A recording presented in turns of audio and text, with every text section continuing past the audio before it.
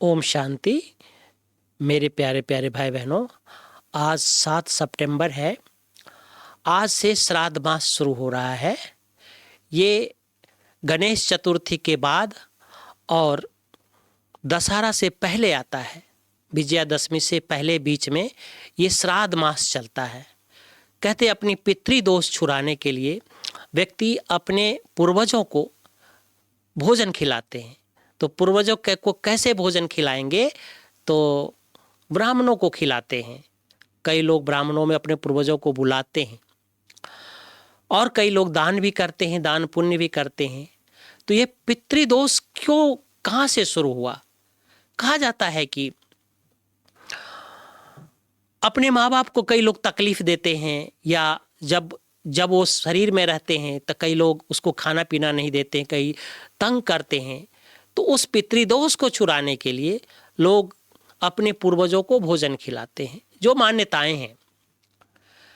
एक कहानी और है कि जब दानवीर कर्ण शरीर छोड़ करके स्वर्ग लोक गए तो सभी देवी देवताओं को भोजन का दान मिलता था, 36 प्रकार का भोजन मिलता था। लेकिन कर्ण को सोने के थाली और हीरे जवाहरात से भरा हुआ थाली मिलता था। तो कर्ण खा नहीं पाते थे उस भोजन को। कर्ण बहुत सोचा कि क्या किया जाए। भाई, मेरे को तो सोने चांदी खा नहीं पाएंगे। सोने के थाली भी होते हैं और सोने चांदी से भरे हुए उसमें होते हैं। किसी प्रकार का 36 प्रकार का भोजन नहीं होते हैं। तो उन्होंने इंद्र के पास गए और इंद्र से पूछा कि महाराज, आप ही बताइए कि हम क्या करें, कि हमें सोने चांदी से ही भरा हुआ बर्तन मिलता है, हमने क्या दोष किया है? तो उन्होंने ये बताया, इंद्र ने ये बताया कि आपने अन्न का दान नहीं किया है। आपने अन्न का दान नहीं किया। दानवीर कर्ण तो कहलाए, लेकिन आपने अन्न का दान नहीं किया, अन्न नहीं खिलाए लोगों को, सोने चांदी ही दान किए हैं। तो उन्होंने कहा, हमें तो पूर्वज का पता ही नहीं था कि कौन मेरा पूर्वज है, पता ही नहीं था। तो फिर इंद्र बताए कि हमारा सबसे बड़ा पूर्वज है ब्रह्मा और शिव, भोलेनाथ। आप उसकी याद में आप जाइए और उसको खिलाइए भोजन, यानी ब्रह्मा भोजन बना के ब्राह्मणों को खिलाइए।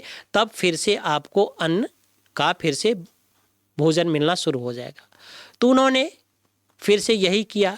कर्ण अन्न का फिर से उन्होंने बहुत सारी अन्नदान देना शुरू कर दिया।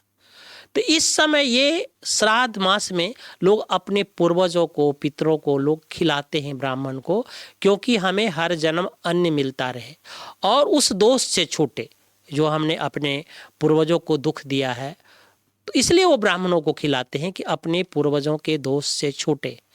और वो पितरों को खिलाते हैं, ब्राह्मण को बुला करके खिलाते हैं, और उनसे जो दुआएं मिलती है वो उनका मान्यताएं हैं कि वो हमारे माता पिता के पास पहुंच जाता है। पानी का भी लोग तर्पण दे करते हैं। जब जीते जी तो कई बार पानी भी नहीं पिलाते हैं, लेकिन जब शरीर छोड़ देते तो वो जल चढ़ाते हैं, अपने पूर्वजों को तर्पण करते हैं जा करके।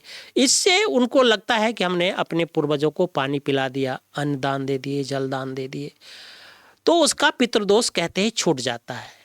लेकिन मेरे भाई बहनों, जब हम भगवान को याद करेंगे, दिल से उनकी सेवा करेंगे, अपने माता पिता की, पूर्वजों की, अपने बुजुर्गों को रहने वाले घरों में, तो आपका ये दोष कभी भी नहीं लगेगा और मन में कभी भी चिंतन भी नहीं चलेगा कि हमने अपने पूर्वजों को दुख दिया। तो दुख से छूटने के लिए भगवान को याद करके उनको सकाश दे, और सकाश देंगे तो क्या होगा, आप इस पितृदोष से छूट सकते हैं। उसको भोजन भी मिलेगा, आपको भी भोजन मिलेगा। इसलिए कहा जाता है अन्नदान महादान कहा जाता है। वैसे हमारे यहाँ ज्ञान में कहा जाता है ज्ञान दान महादान है, लेकिन दुनिया के हिसाब से अन्य दान महादान कहा जाता है। इसलिए अन्य दोष नहीं लगे, इसलिए हमें अन्य दान जरूर करना चाहिए। हमारे ब्रह्मा कुमारी आश्रम में भी लोग कई बार भोग लगाते हैं तो अन्न दान करते हैं। इसलिए हमें कहीं न कहीं जा कर के भगवान का भोग जरूर लगाना चाहिए।